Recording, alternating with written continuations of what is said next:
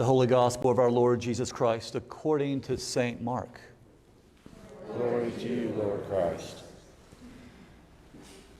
Jesus began to teach his disciples that the Son of Man must undergo great suffering and be rejected by the elders, the chief priests, and the scribes, and be killed, and after 3 days rise again. He said all this quite openly. And Peter took him aside and began to rebuke him. But turning and looking at his disciples, he rebuked Peter and said, "Get behind me, Satan, for you are setting your mind not on divine things, but on human things." He called the crowd with his disciples and said to them, "If any want to become my followers, let them deny themselves and take up their cross and follow me. For those who want to save their life will lose it, and those who lose their life for my sake and for the sake of the gospel will save it. For what will it profit them to gain the whole world and forfeit their life? Indeed, what can they give in return for their life? Those who are ashamed of me and my words in this adulterous and sinful generation, of them the Son of Man will also be ashamed when he comes in the glory of his Father with the holy angels." The Gospel of the Lord. Praise to you.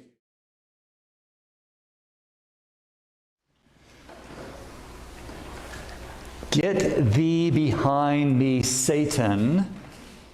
I want to resist. But when the moon is low and I can't say no, get thee behind me. Get thee behind me, Satan. I mustn't be kissed. But the moon is low and I may let go. Get thee behind me. Someone I'm mad about is waiting in the night for me, someone that I mustn't see.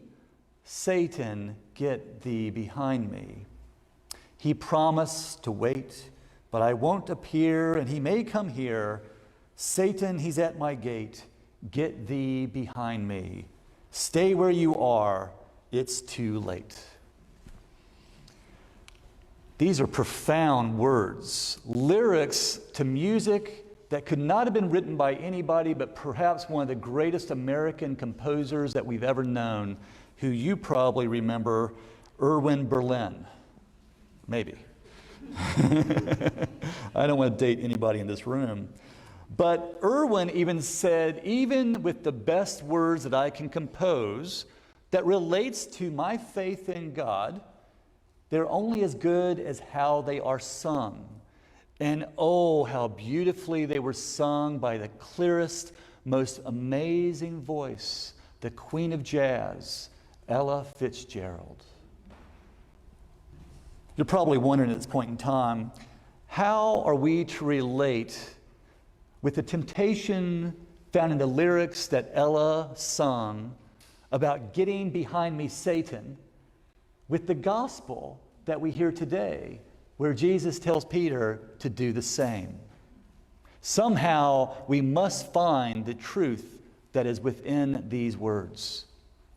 Let's talk a little bit about Ella. I think it's always important that we study the life of the person that struggles with something so great as temptation. We all struggle with temptation. And Ella, perhaps she sang her own music that related so well with her own life. She started not too long after she arrived in New York. But I want to give you a little feedback about how she got to that place. She was born in Virginia Beach in 1917. She loved her mother and her father, but because of irreconcilable differences, the marriage could not work under the strain, and it resulted in a divorce. The stepfather that came in while Ella was still a young child abused her in many ways. It strained her understanding of her purpose and what she was called to be in this world. After her mother died and her stepfather died, she was kind of moved around from one orphanage to another and eventually to a reform school. She knew that she had to break away, so she got the train to Harlem, and there she went and earned extra cash by running bets between the bookies and the gamblers on sports. She heard some sweet music coming out of the Apollo Theater, and she just gravitated to it. She began to sing herself, and some people may have even said, "Ella, you should get up there on that stage." And when she did, she had that courage, which was hard for her. The temptation of getting up and sharing her voice was strong. People began to boo. They didn't know who she was. But once she started to lay into those chords, and that jazz began to ring, everyone got quiet. And when she was finished, you could hear a pin drop and then an encore of applause, begging her to continue to sing. Was it the lyrics? Was it the way that she sung? What was the power to which captivated her audience? Perhaps it was something they also could relate to in what she sang about. That was in 1938. It would be 20 more years where she had to suffer and be persecuted through a very difficult time in American history, as you know. And it took a fan of hers that catapulted her fame and eventual fortune. You see, she came from a very severed life herself, having not one nor two, but 3 husbands. It got so bad that after her second divorce, it was the judge that looked at her and he simply said, "Why don't you just keep singing a tisket, a tasket, and leave the boys alone?" But there was something missing in her heart. There was a profound need, a desire for companionship and to fill something that was void, something that she was missing, and she only did what she thought was the right thing, and that is to find it in the promises of another. That's why she sought a husband, and none of them met up to what she really needed.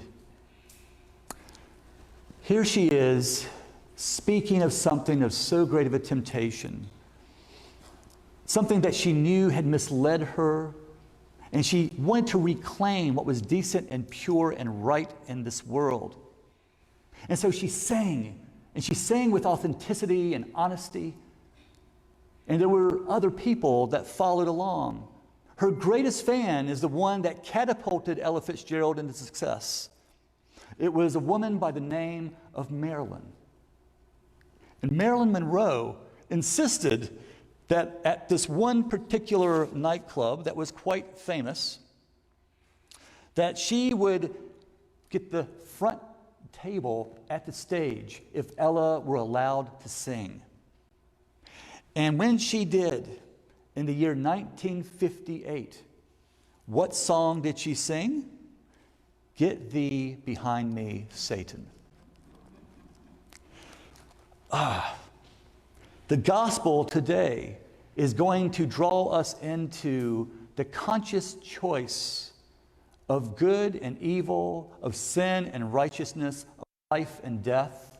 And the choice is ours on willing to take on God's will, to die to ourselves in order to resist the temptations that present themselves each and every day. She sang about this. She wanted to resist, but she said, when the moon is low, it's just hard to say no. Where are your greatest temptations in life, and when do they come? They come typically at your weakest hour, your weakest moment, when there's nothing left truly inside of you, and you begin to tell yourself, I deserve to be filled. I deserve to be happy. I deserve at this time to just kind of let it go.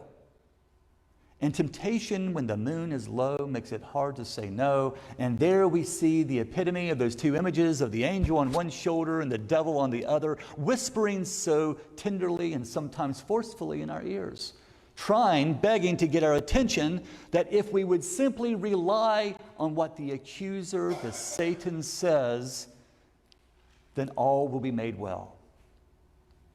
Get thee behind me, Satan. Fast forward, Jesus in the Garden of Gethsemane. He would say, now is the time that I must be kissed. The lyric says here, I mustn't be kissed, but the moon is low and I may let go. But Jesus, realizing that it would be Judas to kiss him, would be the necessary step in what he had been proclaiming. I often wonder about the harsh rebuke that Jesus gave Peter. Are you curious about that in any sense? I mean, Peter was the most trusted disciple. He was the strongest. He was the most able and equipped, and he certainly would have done better if Jesus would have pulled him to the side and said, "Hey, Peter, I just got to get you back on track here. You really shouldn't rebuke me in front of the other disciples." But he was as kind and yet as forceful, speaking out of love and conviction to his beloved disciple Peter, and he meant every word of it when he said, "Get behind me, Satan." What was Peter in disagreement with? Jesus laid out a beautiful song, a lyric of pain and suffering, and he basically said, "I will be persecuted and I will suffer. I'll be persecuted by the elders, by the high priests, by the scribes, and I will die. And on the third day, I will rise again." Peter didn't like that song. He didn't like the tune of it because it took something away to which he yearned for. Peter saw the best and the greatest in Jesus. He saw his healing, his teaching. He saw the masses. They came out in droves, and the line was long. And Peter had already computed that this will be the future of our church. It will overturn everything else, and I see the design of it. But Jesus, you telling me you'll be persecuted and suffer at the hands of all of our leaders, and that you will be put to death and you will rise. I can't go with that tune. Maybe the moon was a little low and Peter couldn't say no. But there he had the choice of listening to Jesus, obeying, abiding, and following. There was something about Peter that clung to his own humanity and the design work to which he could care and protect Jesus. You see, if Jesus would have been weak, if Jesus would have been in a tempted position to where he thought, you know what? We are doing a good thing here, and I should be protected by my disciples, and Peter's going to lead the way. What do you think the outcome would have been for the world? It would have been vastly different, and the song would not have had the same meaning. So instead, he rebuked him, rebuking him by saying, "You are thinking about the mind of the world, something that man designs. But I am thinking of the intention and what God designs." That's hard. That's where our struggle is. That's where our midnight hour takes place. When we are presented the very temptation and we have to decide, can we just kind of draw back and fortify our own position? Or do we open ourselves and say, "I'm completely vulnerable. Lord, take over." Peter didn't take that position at that moment. But Peter would learn from that moment, and later he would not abandon it. See, Jesus allows us to be tempted for that very purpose, because the sting of it, the fall, the disjointedness, we know when it's wrong. That's why we recited the 10 Commandments today. That's why we're going to recite them every Sunday in Lent, so get ready. I wonder how many of us would leave the church if it was required that if any of those commandments were those that we violated, we'd have to get up and leave the church. It'd probably be an empty house. But God does not want to focus on pointing his finger and wagging it in your face. It's not that type of a rebuke. The rebuke is, you can resist your temptation if you will simply follow me. We want to, but it is so challenging. Today, Christ is calling each of you to face your many temptations, to address your weakness, and to listen to his voice, which speaks so clearly and eloquently. He's calling us to sing his song, not ours. Our song should be his song. And with that, well, we can find the true meaning in our purpose. What do you do when the moon is low? Is it hard to say no? Turn to Jesus. He will give you the words. And if you must, rebuke the one who requires to be rebuked, and simply say, "Get behind me, Satan." In the name of the Father, and the Son.